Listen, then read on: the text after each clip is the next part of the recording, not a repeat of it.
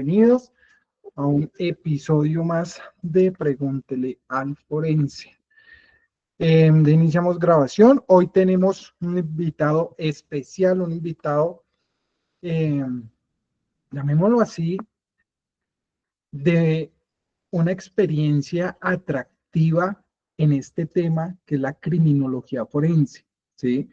¿Y por qué lo categorizo así?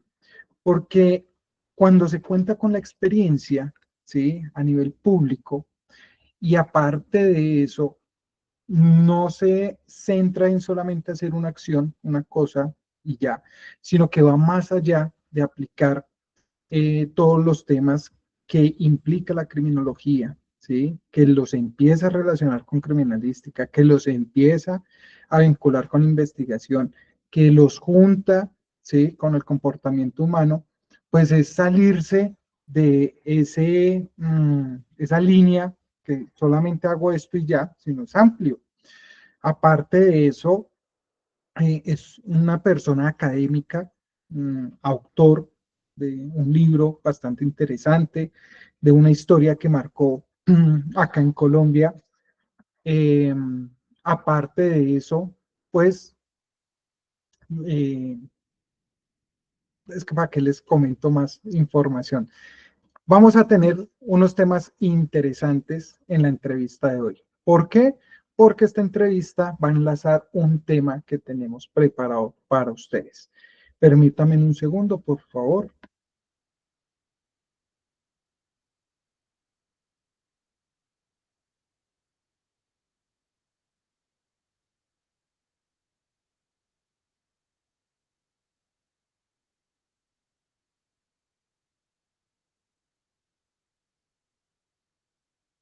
Listo, entonces, sin más preámbulo, bienvenido, eh, doctor Edwin Olaya. Él es nuestro entrevistador, nuestro entrevistado.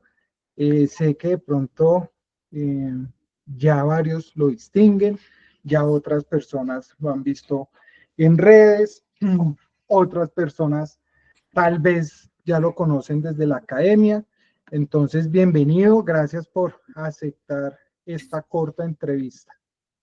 No, mi estimadísimo Cristian, de verdad, muchísimas gracias por la invitación. De verdad es un honor y me encanta, y de verdad te lo confieso, estoy muy emocionado, un pelín ansioso por tu invitación acá a este espacio, agradecido infinitamente y obvio, también agradecido con todas las personas que han resistido la tentación de un sábado por la noche para congregarse aquí, que podamos conversar sobre un tema que es bien profundo, pero como tú bien has dicho, es un espacio corto y de alguna manera un tentempié, ¿no? Un abrebocas para algo que hay por ahí, ¿sí? Que se vienen cositas, pero nada, muchísimas gracias de verdad a todos, a todas por estar acá y aprovechemos el tiempo porque para eso estamos acá.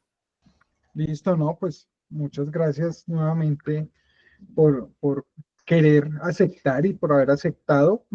Bueno, vamos a empezar con el tema que se tituló esta entrevista. Si ustedes, ya las personas que han visto eh, las demás entrevistas y los que los están viendo en YouTube, siempre les coloco un título a la entrevista y es, digamos, la directriz de lo que vamos a hablar, pero de una manera, empezamos de una manera general y vamos cerrando esta entrevista.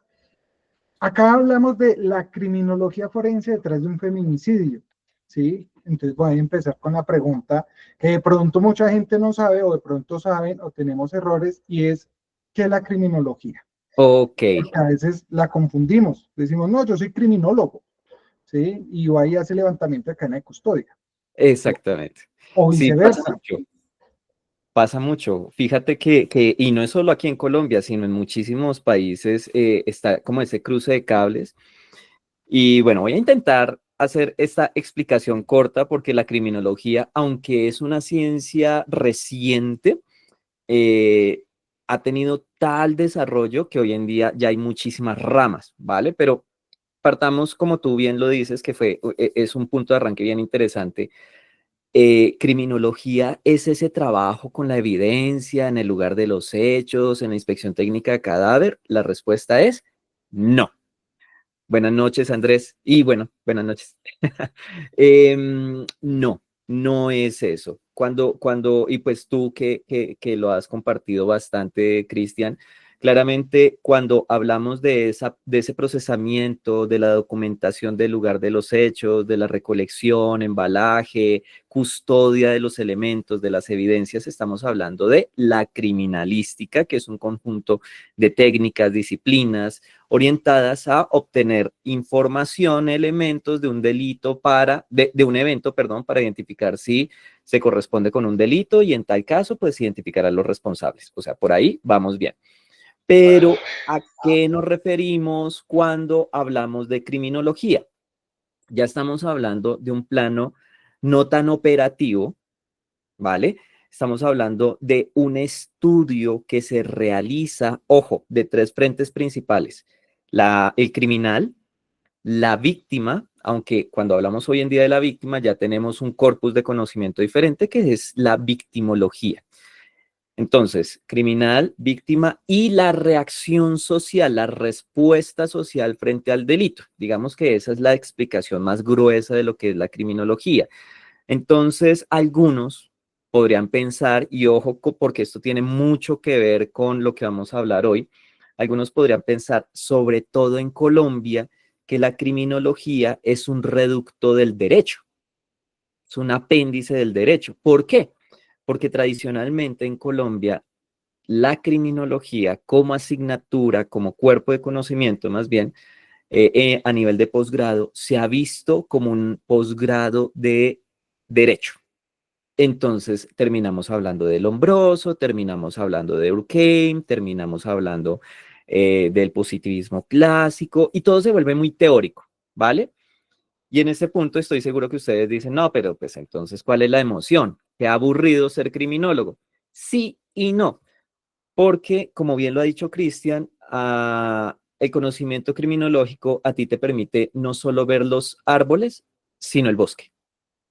Y resulta que en las investigaciones a veces hay detalles del contexto, no están en la evidencia, no están en el cuerpo, no están en la entrevista, pero sí están en el contexto, en dinámicas sociales, en dinámicas criminogénicas, eh, que son relevantes, por ejemplo, para entender lo que sucedió.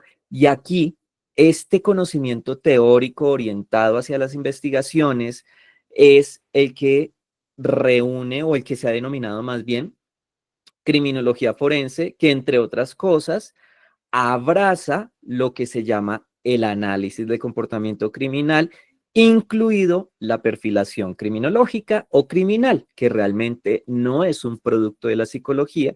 Hoy en día muchos grandes autores han reconocido que la perfilación criminológica o criminal, repito, haría parte más bien de la criminología justamente por esa cantidad de saberes que se reúnen. No es suficiente ser psicólogo para ser perfilador, aunque algunos, tanto psicólogos como no, creen que sí.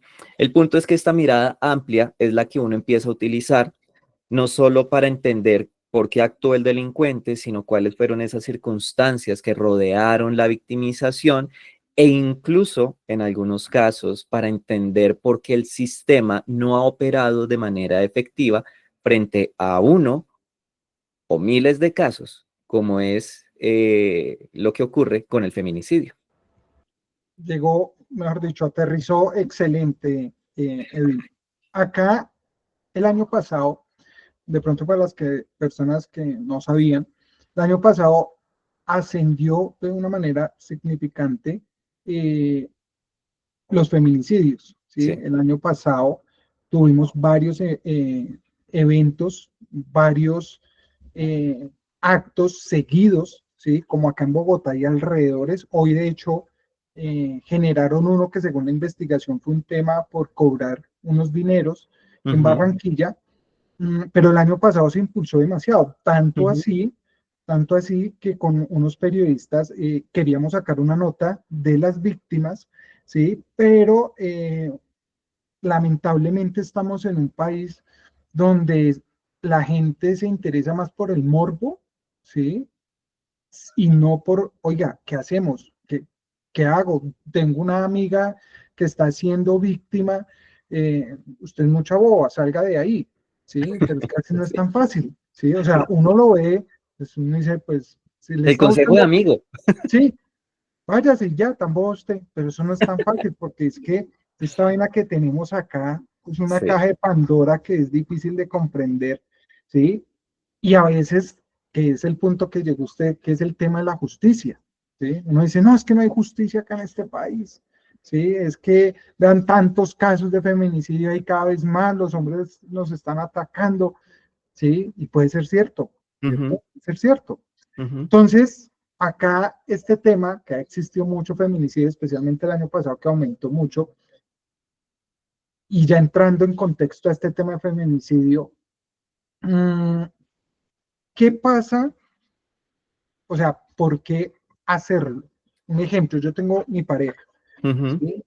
Y yo ya estoy enojado, indispuesto, soy celoso, soy de todo, ¿sí? Todos los componentes tóxicos que pueda tener un hombre. Y ya ella hizo algo y, mejor dicho, hubo un detonante y yo dije, mejor dicho, acá fue el último día de ella. Ajá. ¿Por qué tomar esa decisión? Porque Uy, lo, o cómo Cristian, podemos comprender eso. ok, bueno.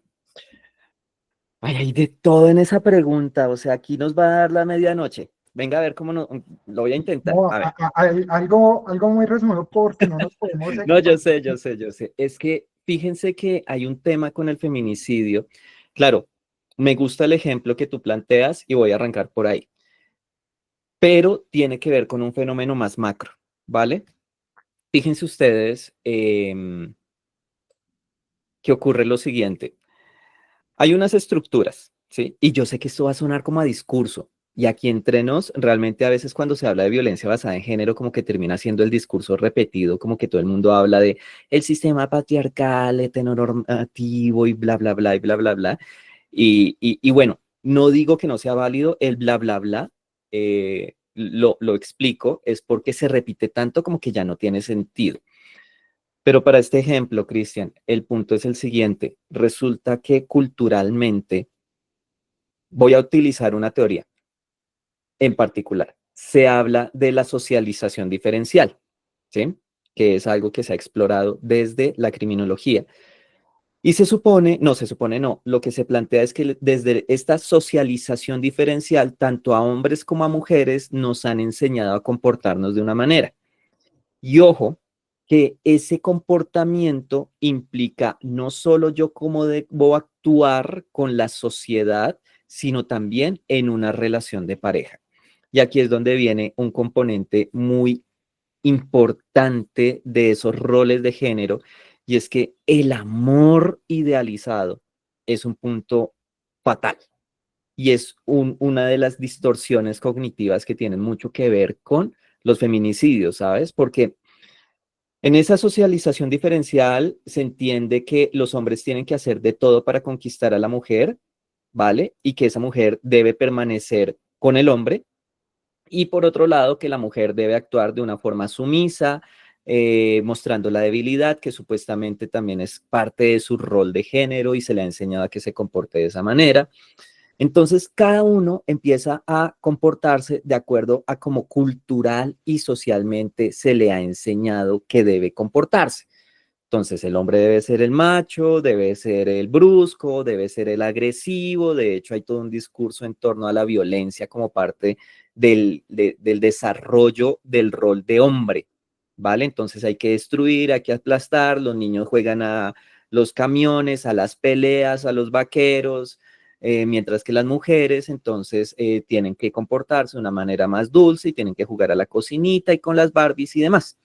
Y eso, fíjate que de entrada ya genera un desbalance en la relación, porque entonces se entiende que el hombre va a dominar a quién, a la mujer. Partamos por ahí. Entonces, estructuralmente ya se nos está diciendo desde hace décadas, Cristian, y tú mencionabas que hace poco se han disparado las cifras y todo el tema, pero yo les quiero contar algo. ¿Puedo hacer un spoiler de lo que vamos a hablar, de lo que vamos a hacer después o me lo guardo? Láncelo. A ver, chelo. Eh, vamos a tener una actividad. Ahora Cristian les va a contar con más detalle. Y en esa actividad les voy a contar, les voy a desmentir uno de los mayores bulos, de las mayores falsedades que hay en la historia de la criminología y que tiene que ver con un caso gravísimo de un asesino en serie, pero que realmente en el fondo se demuestra lo que les estoy contando. Y esto para decirles que el feminicidio, aunque como concepto apareció a mediados del siglo pasado, siempre ha ocurrido. Porque la gran mayoría de veces que ocurre tiene que ver con esa asimetría de poder. El hombre domina, controla, violenta, la mujer es sumisa, dominada y vulnerable, ¿vale? Entonces, como primera parte, ahí tenemos ese rollo. Culturalmente se nos ha enseñado eso. Y, repito, de fondo está esa idea distorsionada del amor. Fíjense, muchas de las novelas tienen ese esquema, el amor sufrido, el amor que duele. Si no duele, entonces no sirve. Eso solo funciona en el gimnasio, mis queridos. O sea, si no duele y no sirve, es solo en el gimnasio, en la vida real. Si te cuesta, si duele, por ahí no es. Pero entonces, eso es verlo desde un punto de vista estructural y cultural. Cuando hablamos desde el punto de vista psicológico, Cristian, que tiene que ver claramente con lo que yo aprendí, con lo que me enseñaron e incluso con lo que yo vi en mi casa, cuando un individuo no tiene las herramientas para aceptar la tolerancia, y ojo, Cristian, que aquí viene un elemento adicional, y es, no tengo pruebas, pero no tengo dudas. Durante y después de pandemia, ocurrió que nosotros nos volvimos más malos todavía para tolerar la frustración. Entonces nos pusimos muchos más reactivos. De hecho, si tú te fijas, los actos de violencia interpersonal pre y post pandemia, en post pandemia son más graves, a veces no son tan frecuentes, pero su intensidad sí es mayor. ¿Mm? Entonces, esto se ha sumado a que no somos una cultura, realmente una sociedad afectivamente responsable. O sea, nosotros esperamos que en las relaciones todo se nos tolere a pesar de la dignidad y los derechos del otro. Cuando la mujer dice, esta relación no va más, yo me siento muy mal, estoy incómoda, usted ya me puso 100.000 veces los cachos, no le voy a aguantar una más, bueno, lo que sea, que es parte como de ese juego de roles, este individuo no sabe tolerar la frustración. Y si tú te das cuenta, muchos de los casos tienen que ver o vienen de una historia de maltrato, una relación maltratante, que finalizó, tuvo un periodo muerto como de, venga, hablemos, yo me voy a portar bien, todo el tema, hasta que el individuo ya no tolera más y se produce el ataque. De hecho, creo que este año hubo uno con un miembro de la fuerza pública que fue a buscar a su expareja a una peluquería. Ese video es tenaz. Conductualmente tiene mucho jugo para trabajarle, pero venía de eso, de un punto final que propuso la mujer y el hombre no lo aceptó. No tuvo las herramientas psicológicas para enfrentar la frustración de una relación que no fue, para enfrentar esa nueva creencia, ese nuevo esquema de que la mujer puede decidir con quién estar, ¿vale?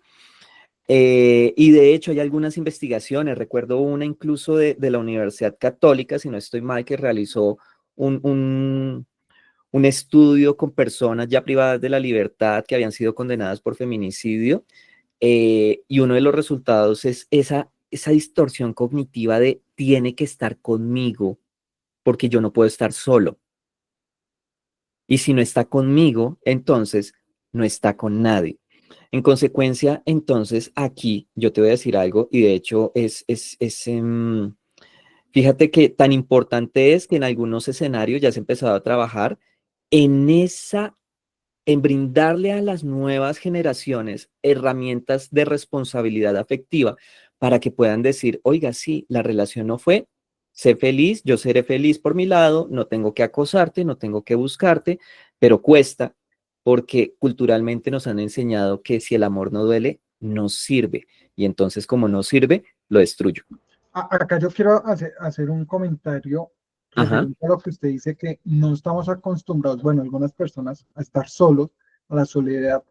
Y acá hay un factor creo yo, usted me corrige, que es el que Ujú, conoce el tema. Un ejemplo, yo soy malo para conseguir novia. ujú, Consigo una, ¿sí? La ujú, quiero, me quiere, vamos bien. Terminamos por D o X razón. Dije, bueno, pasa el tiempo y aplico, digamos, la misma técnica, mismo ujú, modo operandi para conquistar. La consigo. Y esta mujer, ¿sí? Esta mujer, digamos, sexualmente es muy buena. ujú, Y yo digo, como ella no va a haber ninguna, ¿sí?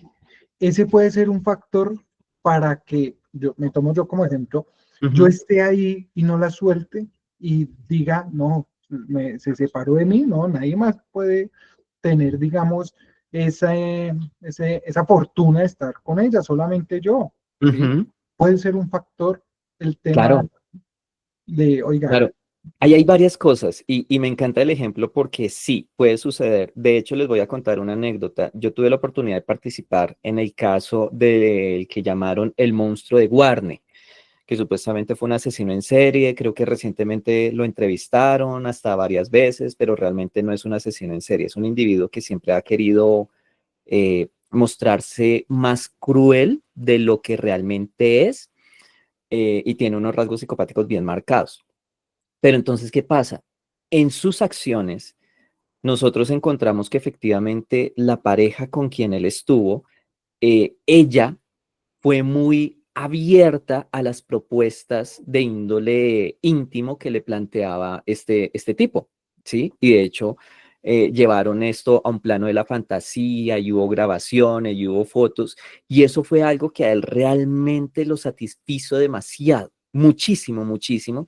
Y ojo que eso que tú acabaste de decir fue en parte lo que él dijo en algún punto cuando yo lo entrevisté, y es que yo no iba a conseguir a nadie como ella. ¿Mm? Entonces, y pilas con esto porque también tiene que ver con ese componente afectivo y tolerancia a la frustración. Él asumió que en un mundo, en un planeta de billones de personas, solo ella iba a ser capaz de satisfacer sus necesidades íntimas, ¿vale? Em, y cuando ella dice, porque ella también se cansó, o sea, ya había una relación bastante problemática y cuando dijo me voy, es cuando él advierte el peligro de la pérdida y es cuando toma la decisión de quitarle la vida no solo a ella, sino a sus dos niños pequeños. De hecho, la descripción que hace es bastante cruda. ¿Qué es lo que sucede?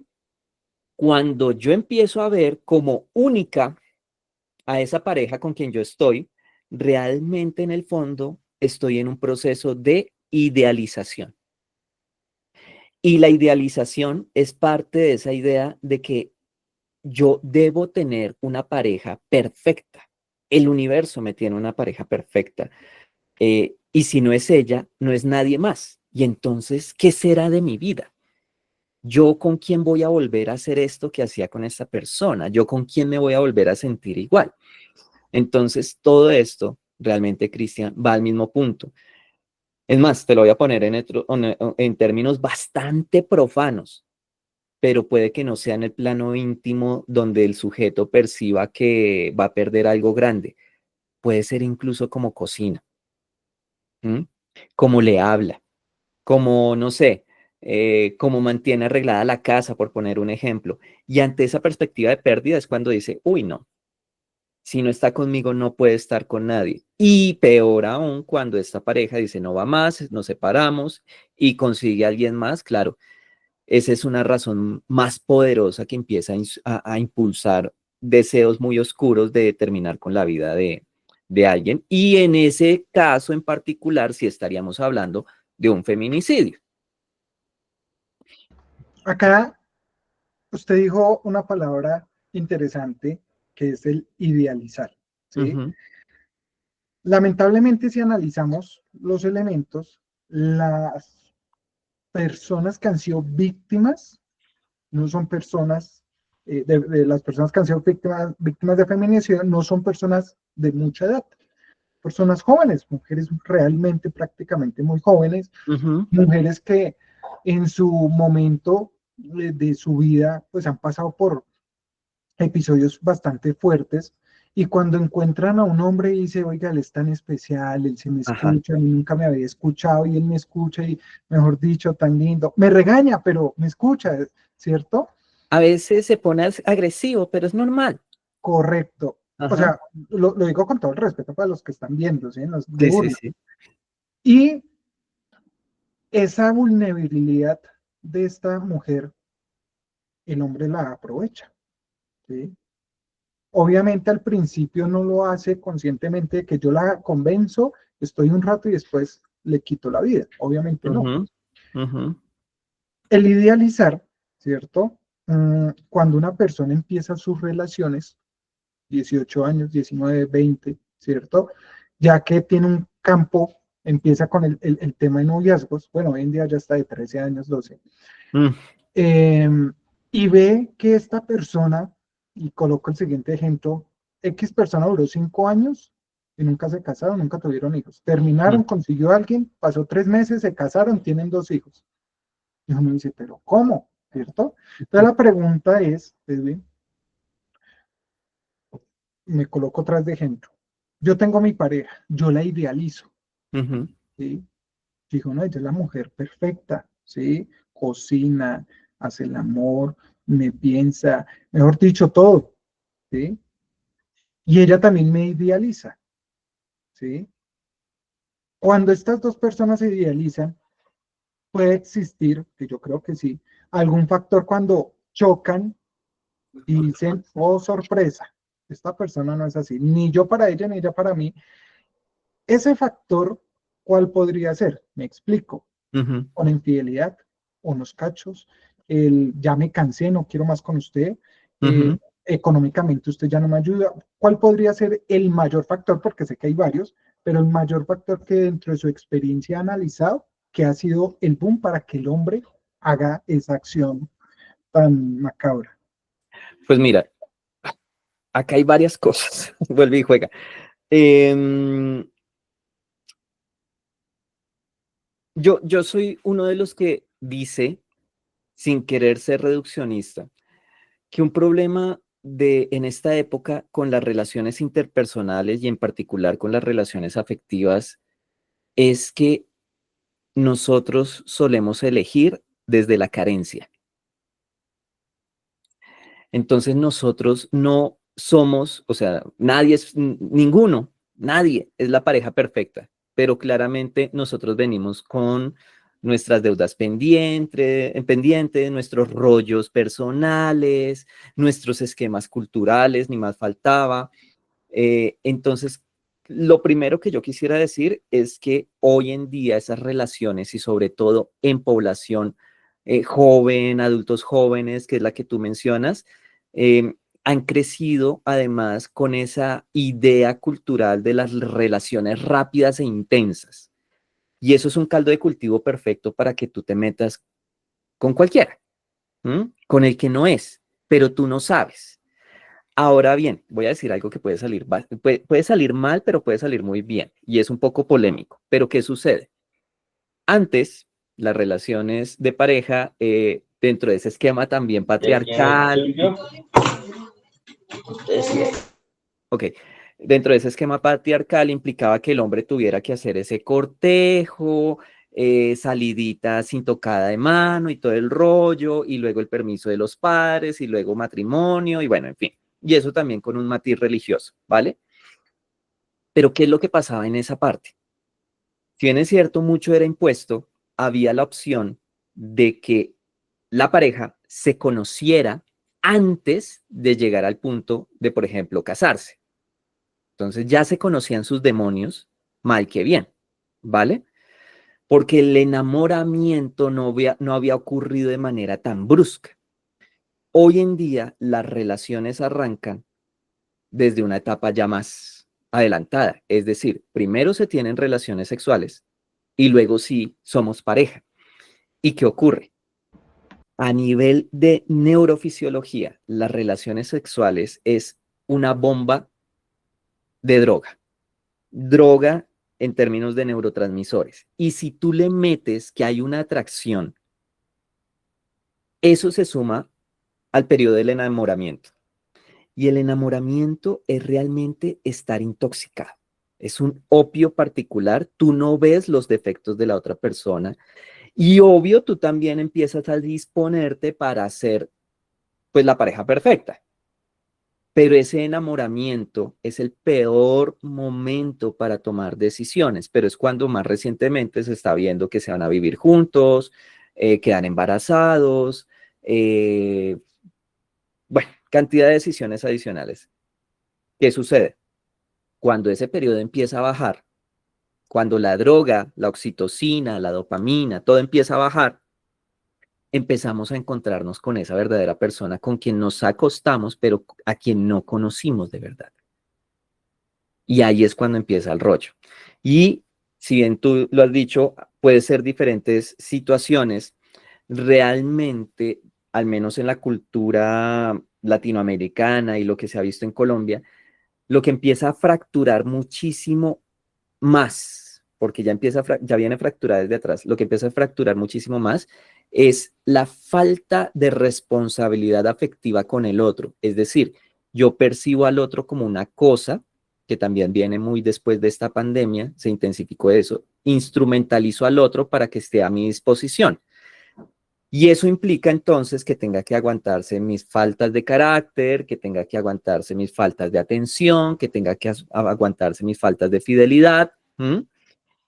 Y cuando el otro no responde como yo quiero que responda, pues empieza a estallarse toda la burbuja de cristal en la que estábamos desde un principio cuando nos juntamos sin saber quiénes éramos realmente, y todo sale mal. ¿M? Y pues en muchos casos, no en todos, pero sí en muchos, pues las decisiones tanto del uno como del otro terminan siendo una crónica de un feminicidio anunciado.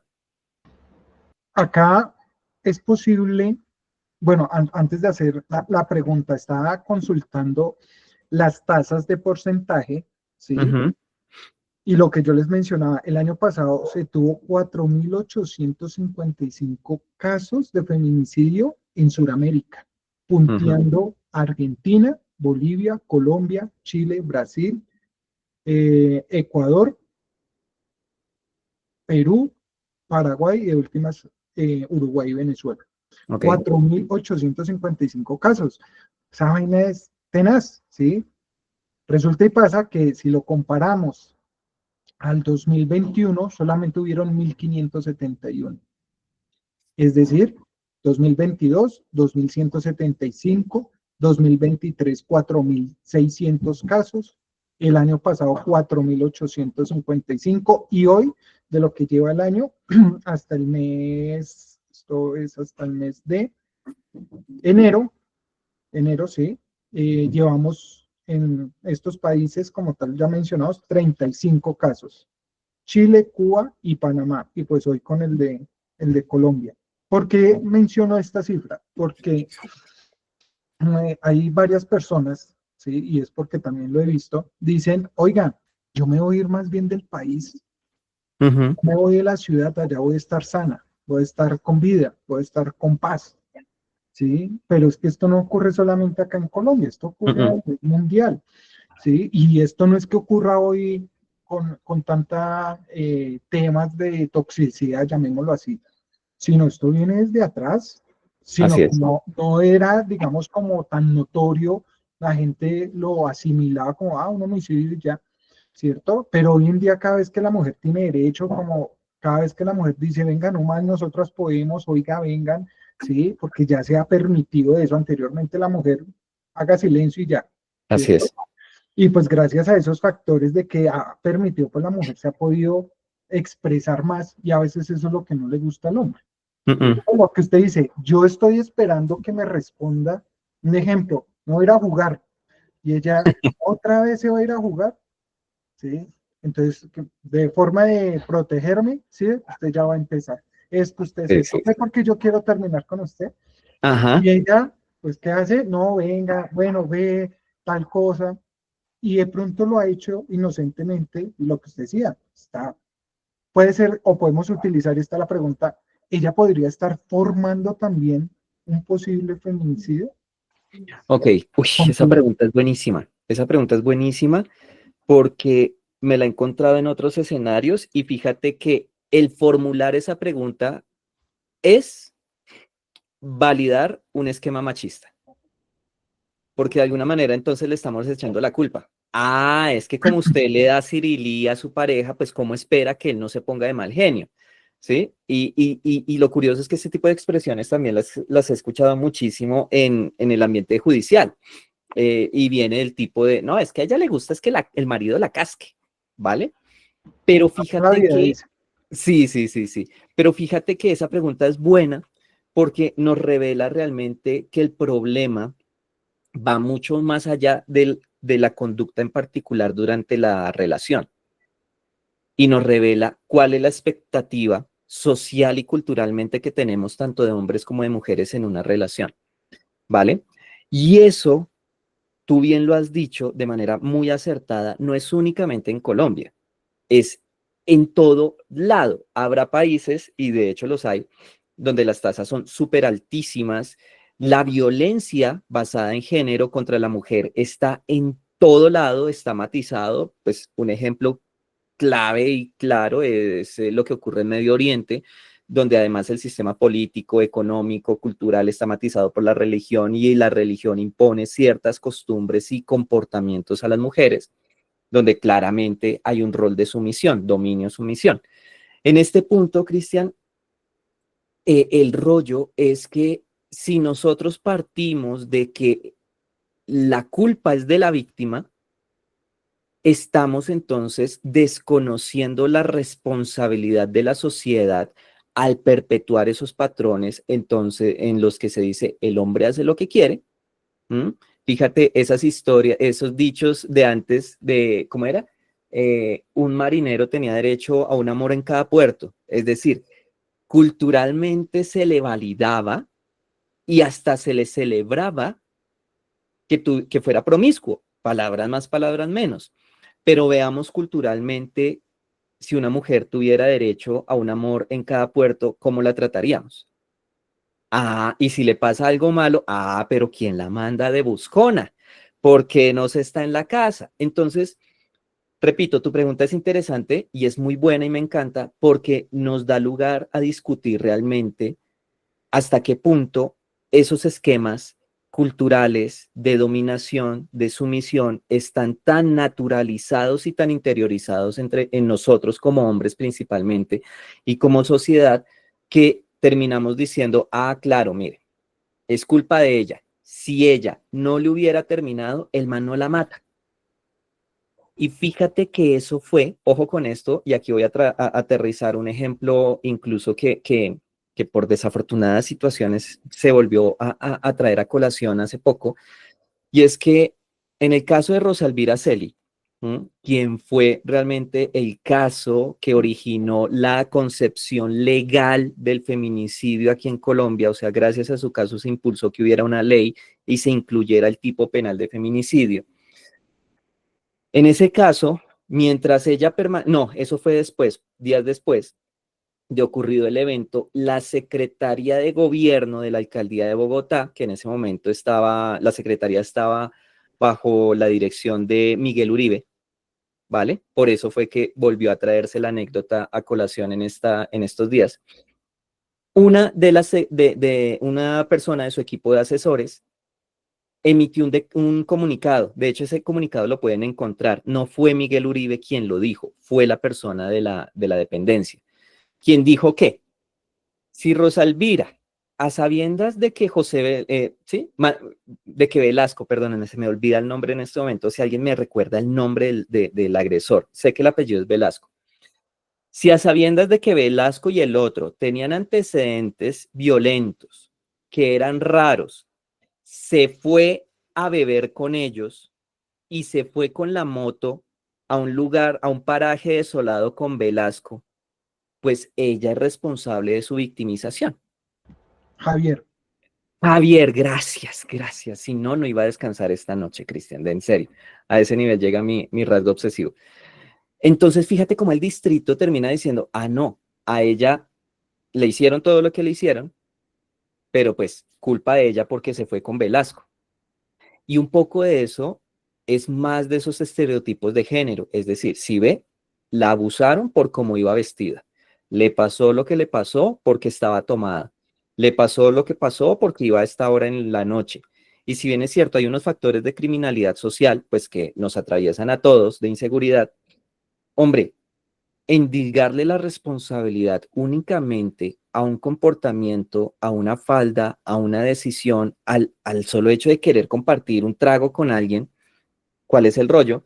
Eh, es un ejercicio muy transversal, es un sesgo muy transversal de todos nosotros y especialmente se nota mucho en, en el sistema judicial, y yo sé, Cristian, que tú también lo habrás visto, que eso de manera muy insidiosa, esos sesgos, esos prejuicios frente a lo que debe y no debe hacer una víctima, o no debió haber hecho una víctima, terminan incidiendo en las decisiones judiciales. Y quiero señalar algo. Tú mencionaste más de 4.000 casos, eh, pero fíjate que aquí, como con todas las cifras, pisamos arenas movedizas. ¿Por qué? Porque las instituciones, de acuerdo a su abordaje y a sus protocolos, creen saber cuántos casos de feminicidio hay. Pero otras instituciones, otras organizaciones sociales, por ejemplo, que tienen una lectura mucho más comprensiva incluso de lo que es el feminicidio, pueden decir 4.000. ¡Ay, amigos! Por 4.000 pasamos hace 5 estaciones del Transmilenio. Claro. Son muchísimas más, porque el sistema legal todavía no entiende y hay operadores judiciales que no entienden las implicaciones del feminicidio, y hay que reconocerlo, hay casos que se han caído y hay fiscales que han dicho que ante la incapacidad de demostrar el feminicidio, pues no se complican y se van con un homicidio agravado. Y entonces, de fondo, hay un problema social estructural más grande, y es: las sentencias no revelan la magnitud del fenómeno, y al no revelarlo, pues aumenta la sensación de impunidad. Acá usted dijo algo muy interesante y es el tema de los fiscales, ¿sí? Eh, miremos el siguiente tema.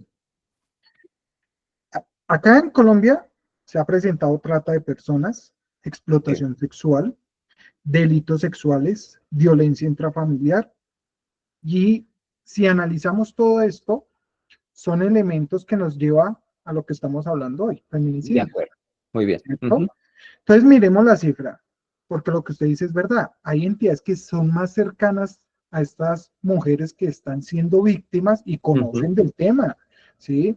De hecho, acá en la audiencia eh, tengo una invitada que conoce el tema, lleva estos casos, ¿sí? Le mete la ficha y dice, oiga, no nos dejamos joder las mujeres y acá yo las apoyo, y es una Buenísimo. abogada muy tesa en estos temas, ¿sí? Pero ¿qué pasa a continuación, siguiendo con lo que les menciono?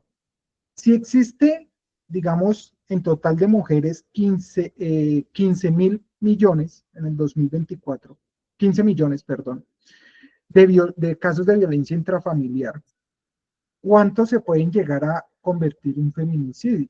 Uf. Y que los estamos dejando ahí ¿cierto?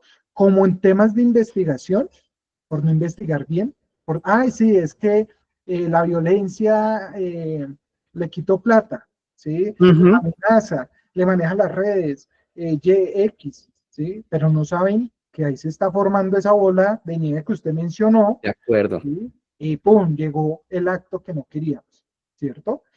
En feminicidios, eh, en este año, eh, a diferencia del año pasado.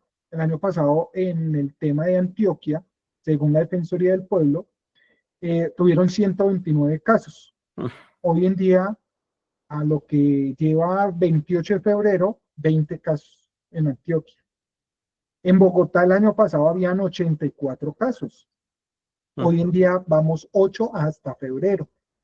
¿Sí? Conocidos, ¿no? Porque están los Sí. casos que están pasando, casos donde ustedes vieron en redes sociales algún tiempo, donde un señor está, asesinó a una persona, si no estoy mal, no, quiso quitarle la vida a una menor y esta menor se escapa, ¿sí? Y ella le tenía un hueco construido en una finca que la niña sale de blanco, ¿cierto? Hubiera sido Sí, un caso más y nadie se hubiera enterado. así es. Y acá viene un tema interesante, la parte de la costa, Mm, ¿sí? Casos de violencia intrafamiliar en temas de la costa. El año pasado, 1.363 casos, ¿sí? En violencia intrafamiliar. En feminicidios, 14. Ah, no, mentiras, 24 casos. Bogotá, este año 8, ¿sí? Este año en la costa llevan 24. Estas cifras, ¿por qué las menciono? Y acaba mi pregunta igualmente para que todos analicemos.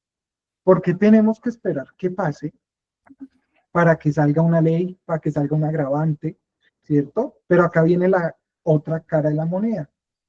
Yo soy el defensor de ese sujeto. ujú, Yo voy a pelear de que no fue un feminicidio, fue un homicidio agravado como lo mencionaba Edwin ahorita, sí, ¿cierto? Y resulta y pasa que lamentablemente a veces confirmarlo es complejo, ¿sí? Por falta de evidencias, por falta de muchas cosas, ¿sí? Y por eso es importante lo que estamos creando con Edwin, que se los voy a mostrar a final de la entrevista, porque se hace necesario que cada uno de los que estamos acá, investigadores, abogados, futuros investigadores, como en la parte privada y parte pública, sepamos cómo abarcar estos temas. ¿Sí? Porque claro. uno dice, bueno, yo soy investigador, deme el caso. ¿Sí? Entonces acá la abogada que nos acompaña el día de hoy dice, listo, yo lo contrato, tome, este es el caso. Y el investigador, ¿y qué hay que hacer? ¿Qué hago? Sí.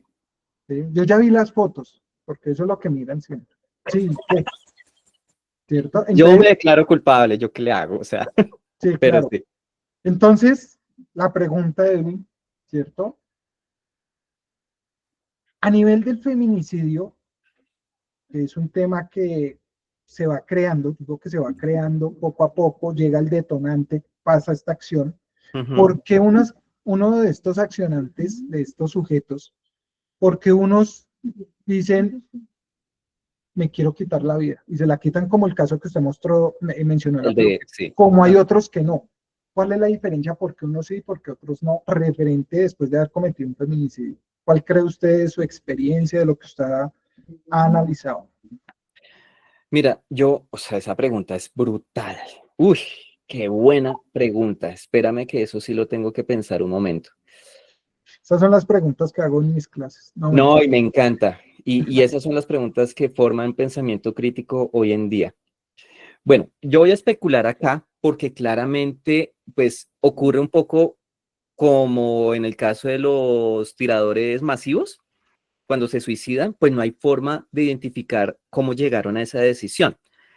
Pero digamos que extrapolando algunos casos y demás, esto termina siendo muy anecdótico, perdón, no me juzguen demasiado fuerte, ténganme paciencia, hoy es sábado, pero yo pienso que tiene mucho que ver con la idea de cómo esta persona no pudo ser mía, y si no es mía, no es de nadie. ¿Qué es lo que pasa? El individuo centra tanto su expectativa en esta mujer, que estamos hablando de una mujer, que cuando ya no está, ya no hay expectativa a futuro. ¿Mm? Mientras hablo, estoy pensando que si uno analizara en retrospectiva esas características de ese maltratador y posteriormente feminicida, uno encontraría a alguien incluso con rasgos dependientes. Muchas veces se ha considerado que los feminicidas son psicópatas, son narcisistas y entonces le empiezan a meter que la triada oscura y que el narcisismo, maquiavelismo y yo no sé qué más cosas.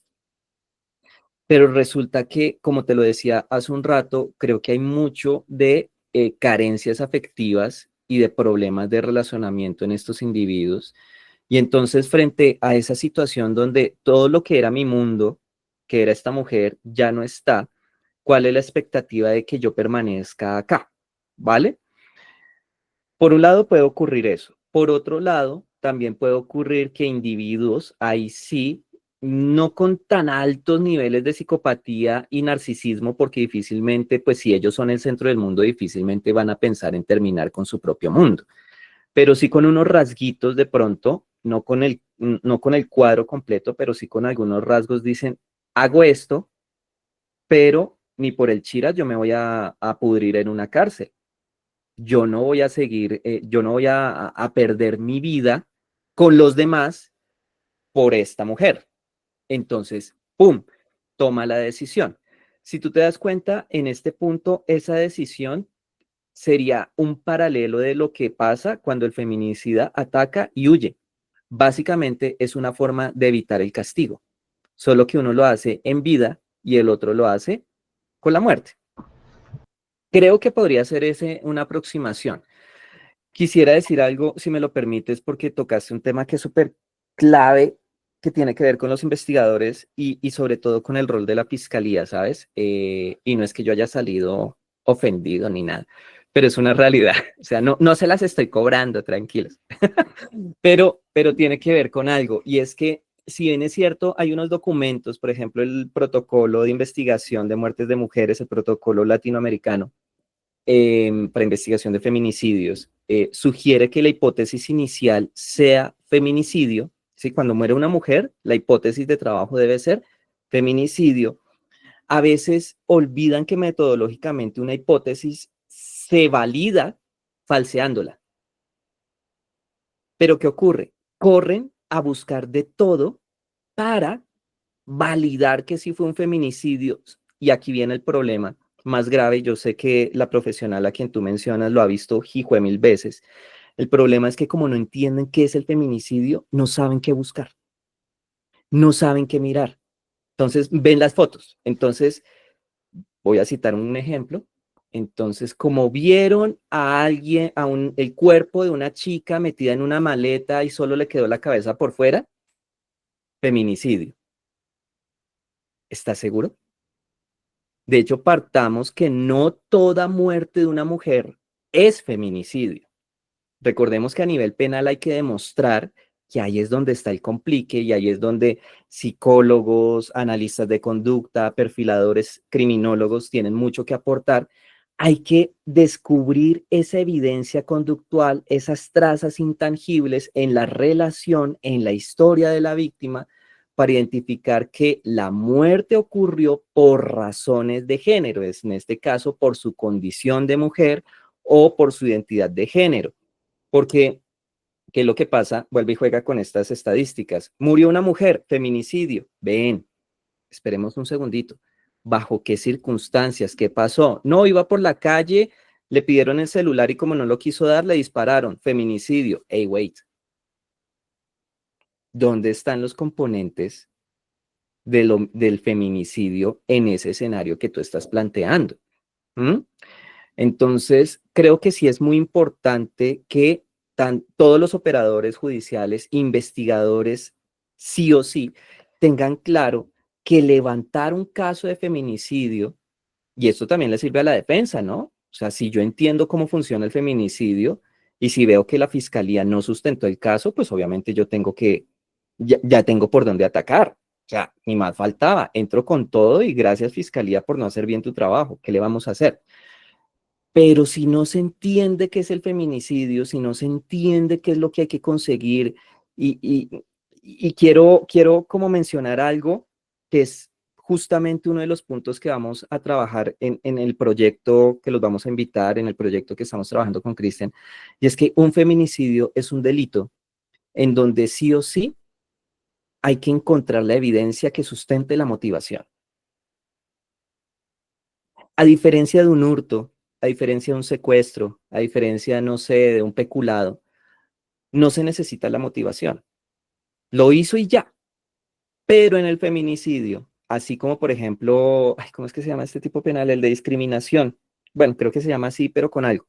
Sí hay que demostrar cuál fue la motivación. Y en el feminicidio la motivación es o por su condición de mujer o por su identidad de género. Y eso no es tan obvio. Hay que demostrarlo, hay que ubicar esa evidencia conductual. Entonces, hoy en día, creo que justamente como suele pasar, con muchos delitos, por inercia se están juzgando, se están, entre comillas, investigando, pero no se entiende qué se está juzgando, qué se está defendiendo o qué se está investigando, porque no se dimensiona realmente el problema y eso hace, por un lado, y lo voy a reconocer por supuesto porque hay malos procedimientos, que hombres que han cometido sí agresiones contra mujeres, eh, se les impute un cargo que no aplica porque ocurre, pero también casos de víctimas cuyos casos, cuyas muertes no son debidamente llevadas en el sistema judicial porque un fiscal, un investigador o no tuvo el tiempo o no tuvo la capacidad o tuvo los sesgos suficientes para no entender que era un feminicidio. Acá hay una implicación social gravísima, repito, y por eso es importante tener claro qué mirar en un caso, en una escena, en unas fotos, a propósito que tú mencionabas de las fotos. Porque ahí están los detalles. Decíamos en el grupo de perfiles, el diablo está en los detalles. Así es. Bueno, se acerca la finalización de esta entrevista. Vuelvo y repito, como todas las entrevistas, porque son entrevistas que hemos tenido de bastante diversidad de temas, pero este es un tema que pues no se puede pasar por alto. Es un tema donde todo el mundo, y digo la mayoría de personas, aclaro, cree saber, pero al fin no sabe nada. Sí. ¿Sí? Eso es como, ahora que le veo los libros y veo mis libros, una vez visité a un abogado y tenía muchos libros de investigación y demás, y yo dije, uy, este man le gusta leer. Sí. Y yo le dije, venga, ¿qué tal este libro? Dijo, no lo he leído. Y yo, Bien, bueno, gracias. y este otro, no, tampoco. Le dije, ¿usted los ha leído? Dijo, no, todos esos me los han regalado. Entonces yo quedé como, oiga, y yo a simple vista uno dice, no, este man le gusta leer, le gusta aprender, pero nada de eso. ¿Y a qué voy con con contarles esto? Que así pasa a nivel investigativo y a nivel de fiscal o abogados, en un Correcto. caso de estos. Muy bien. No, es que él habla mucho de feminicidio. Y uno le pregunta elementos y, no, miren, yo lo vi en una red y lo compartí en Twitter, en X, ¿sí? Y así sucesivamente, los investigadores, no, es que yo soy experto, yo investigo homicidio, toda clase de homicidio, porque no hace la fiscalía, lo hago yo, ¿sí? Es más, a mí me piden asesoría. Y les llega el caso ¿y acá qué? ¿Qué se hace? Si eso es feminicidio, vea cómo la dejó, lo que usted decía, la vio de cierta manera de feminicidio, listo, las evidencias, la prueba. ¿Dónde está para yo decirle, vea, señor juez, es que efectivamente sí está, véalo acá, acá está la prueba. Correcto. Acá está el motivo, vea. Desde hace años él venía diciéndole esto. Acá están los chats, ¿sí? Eso. Las entrevistas, ¿sí? Por ejemplo, el caso de la chica que usted menciona, de la persona que llega a ese salón de belleza, al spa de uñas, ¿cierto? Entrevistar a las personas. ¿Sí? No, es que ella sí nos había contado, todo eso es importante, pero a veces hacemos a nivel investigativo, entrevistas que uno queda, bueno, ¿y esta vaina de qué me sirvió? ¿De qué me aportó? ¿Sí? Se hacen una pequeña crítica institucional. A veces terminan haciéndose diligencias para descargar el SPOA, pero ¿Sí? no para entender el caso. Así es. Entonces, todo este tema, las cifras, y vemos, es complejo comprender la conducta de estas personas que cometen estos actos y que prácticamente, si lo analizamos, estas personas, si son muy jóvenes, salen muy jóvenes también.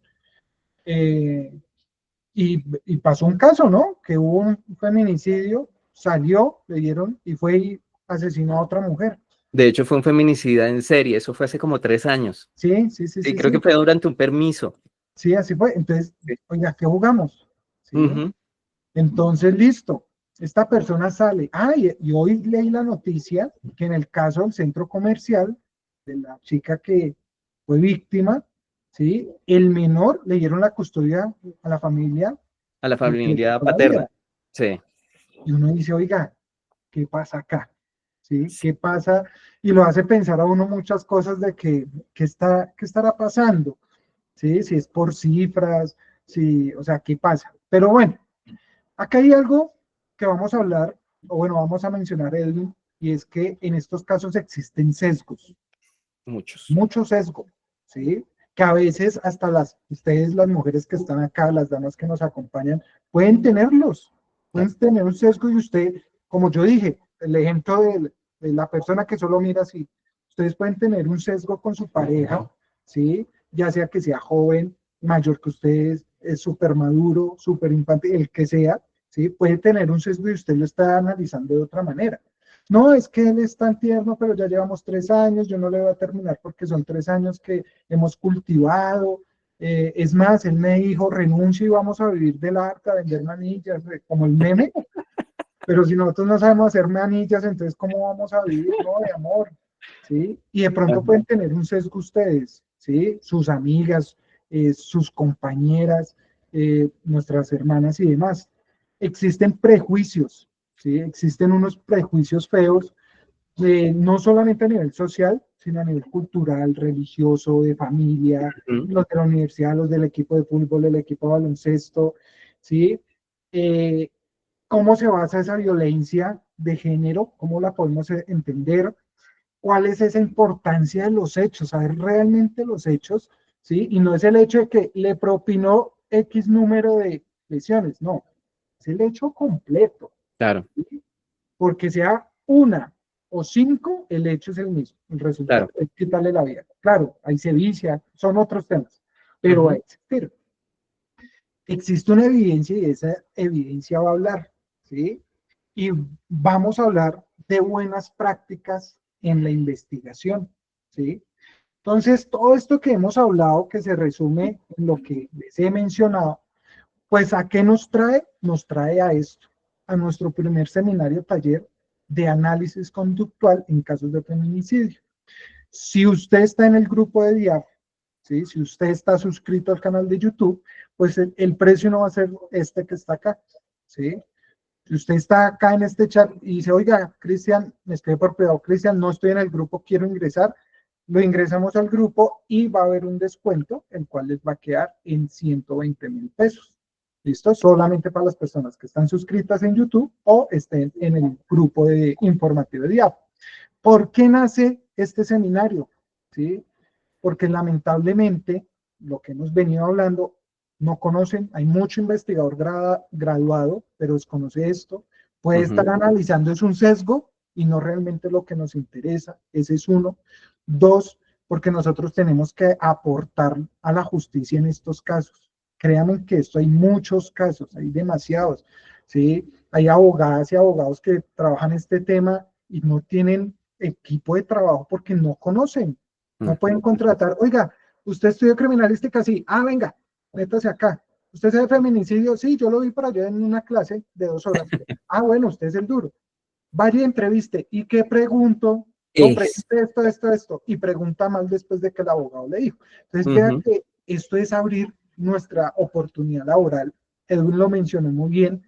El tema es que no saben diferenciarlo, no saben comprobarlo. Entonces, este seminario, para las personas interesadas, nos pueden escribir, ahí está el número de WhatsApp, es el mismo de DIAP, y va de la mano de otro, de pronto yo no lo había mencionado. Este es a nivel de análisis conductual de estos casos. Después, ¿qué viene? ¿Cómo investigar estos casos? ¿Sí? Y en este caso que nos va a acompañar Andrés, vamos a tocar un caso en particular, ¿sí? Y fue un funcionario que le quitó la vida a su pareja, ¿sí? Obviamente no puedo nombrar el caso, pero lo vamos a mencionar en el día del seminario. ¿Por qué? Porque cuando veamos lo que vamos a ver con Edwin, vamos a comprender mucho mejor este tema de investigación. Oiga, Cristian, me interesan los dos, son muy buenos, este tema me gusta. Edwin conoce el tema, Andrés conoce el tema, me llama la atención. Si hago los dos, ¿hay descuento? Claro que sí. ¿Listo? Porque más allá del tiempo y del aprendizaje, es que usted tenga claro realmente lo que hoy en día se vive, ¿sí? Y por qué el aparato judicial de la fiscalía a veces falla. Y por eso hay tantas noticias de absuelto, libre, ¿sí? Quedó en libertad, no pasó nada con este caso. Y lo digo porque conocí a una persona que fue víctima de feminicidio, se vencieron los términos, quedó libre, esta persona sigue su vida común y corriente, ¿sí? Y dejó un hijo destrozado, porque ya tenía un hijo, lo dejó destrozado, una mamá que no tenía las condiciones económicas para subsistir a un menor, ¿sí? O sea, son muchas cosas que hay que ver detrás, que son más víctimas. La víctima no es Ah, solamente la persona que fallece. ujú. Entonces, la invitación es este 2 de agosto, estamos prácticamente a 20 días, vamos a estar con Edwin tocando temas interesantes como ya los mencionamos, vamos a colocar ejemplos, por ahí hay unos materiales PDF de lectura rápida que pueden analizar ustedes, el certificado se les envía obviamente a finalizar la sesión. ¿Cuál es la ventaja y el por qué con Edwin? Porque él tiene la experiencia de la parte pública y la experiencia de la parte privada. ¿Sí? Aparte de eso, si ustedes notan, y no porque tengan los libros, ¿sí? Pues es una persona que está ahí en constante capacitación, lectura, casos, ¿sí? Y tanto así que pues con la experiencia que ha tenido Edwin, pues escribir un libro no es tan fácil. De hecho, lo tiene ahí atrás para los que Ay, no lo sí, perdón. conocen, ¿sí? Si quiere lo puede mostrar Edwin pues, de pronto para que, Sí, pues, y sí, de una. bueno, lo voy a atar con esto. La verdad es que se quedó ahí porque estaba grabando un capítulo del podcast, pero sí, este es un caso, pues yo estoy seguro que muchos de ustedes ya lo habrán escuchado. Es el de la masacre de Poseto, un caso que ocurrió en 1986, que es el único masivo, grande en magnitud, tiroteo en masa ocurrido en Colombia. Las masacres son otro tema diferente. Pero esta es una investigación que yo hice con base en el expediente, entrevistas de los testigos, de los sobrevivientes y obviamente un análisis psicológico, criminológico y también criminalístico, donde pues trato de reconstruir lo que realmente sucedió. Pero a propósito de nuestro caso, si bien es cierto, la idea tampoco es empezar a juzgar el pasado por lo que ocurre en el presente. Les puedo decir que acá hubo feminicidios. Acá hubo un doble feminicidio que nunca se percibió como tal, pero pues en esta investigación yo digo, oiga, fíjese que esto ya ha ocurrido desde antes y por qué es un feminicidio, por esto y por esto y por esto, a partir de qué, pues justamente de la evidencia conductual, que es lo que vamos a trabajar justamente en este seminario el 2 de agosto, donde ustedes van a, espero yo, adquirir una habilidad para leer los casos a otro nivel que termina siendo complementaria con lo que se va a venir en el siguiente seminario, porque estas miradas son necesarias. Y Cristian, tú lo has dicho, un caso que sale mal realmente es un impacto para toda la sociedad. Y esto es un problema que hay que atacarlo, no solo enfrentarlo, no solo en los tribunales, sino también en la sociedad. Y si en este seminario ustedes tienen la oportunidad de decir, oiga, sí, yo pienso tal cosa sobre mi novia, sobre mi mamá, sobre mis amigas. Y ojo, no solo como hombres, porque a veces tú lo dijiste, Cristian, las mujeres se dan un poquito duro entre ustedes, se juzgan un poquito extremo.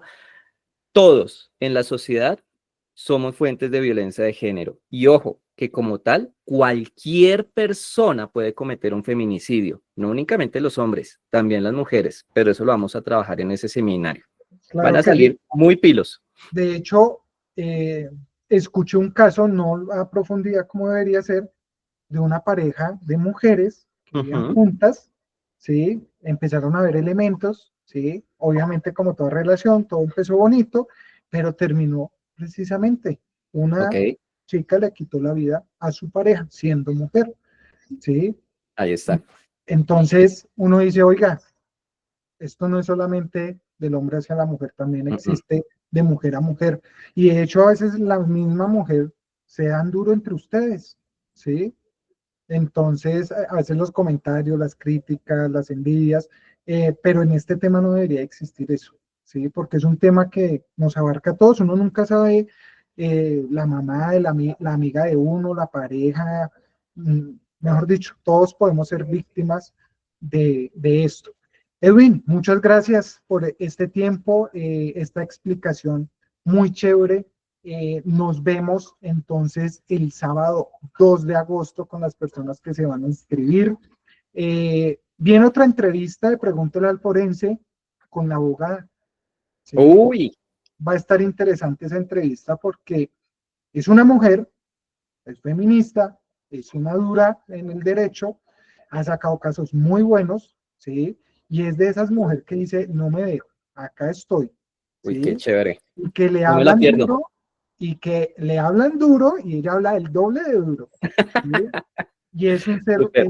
es un ser muy bonito, es un ser muy bonito, entonces los esperamos, tengo que confirmar la fecha de esa entrevista porque la anoté, pero no sé a dónde, y todo va a estar relacionado, si ustedes Ok, analizan, qué ¿sí? bonito. Todo va a estar relacionado, entonces pendientes también al próximo capítulo de Pregúntele al Forense, y para cerrar todo este ciclo, el 25, ya me acaban de confirmar, 25 de julio, que es un viernes, lo vamos a hacer un viernes en la noche, ¿listo? Bien tardecito como para que podamos asistir todos. Y para finalizar todo este tema de análisis conductual, feminicidios, temas de valoración a víctimas y demás, tenemos un curso pendiente, un gran curso, porque vamos a tener a uno de los fiscales más reconocidos en manejos de feminicidio, una doctora psicóloga que ya estuvo con nosotros en Pregúntele al Forense y en el foro, donde vamos a hablar de las valoraciones en estos casos Uf, de qué delitos maravilla. sexuales. Y vamos a tener un abogado también reconocido que contradice todos los temas de feminicidio que juzga la fiscalía de manera errada. ¿Sí? Entonces tenemos dos caras, el que juzga, el que defiende y el perfil de la valoración. Entonces, con ese curso vamos a cerrar todo esto y a futuro vamos a analizar un tema que está en el libro de Edwin y son las manchas de sangre, si no estoy mal. Sí, Entonces, sí, a sí, sí. futuro vamos a hablar de eso con otro experto. Entonces, a todos muchas gracias, Edwin. Feliz noche. Muchísimas No, gracias Cristian, por tu muchísimas tiempo. gracias a ti, a todos ustedes por sus reacciones. Creo que te estaban levantando la mano ahorita, pero nada, no sé si quieren participar, si la persona, creo que era una psicóloga, Sí, ya quería está mencionar habilitado algo ahorita. y solo decir algo. Cuando tú dijiste que esta abogada habla duro de estos temas, hay que hablar duro. Y de hecho hay una canción que invita a eso y se la sugiero para que la escuchen porque tiene todo que ver con este tema. Se llama Canción sin Miedo. Es mexicana. Préstenle atención a la letra porque habla de la lucha de las mujeres a las que tenemos que sumarnos también los hombres. Canción sin Miedo, brutal. Muy buena y nos vemos el 2 de agosto. Listo. Que estén muy bien. Feliz noche a Vale. todos. Chao a todos.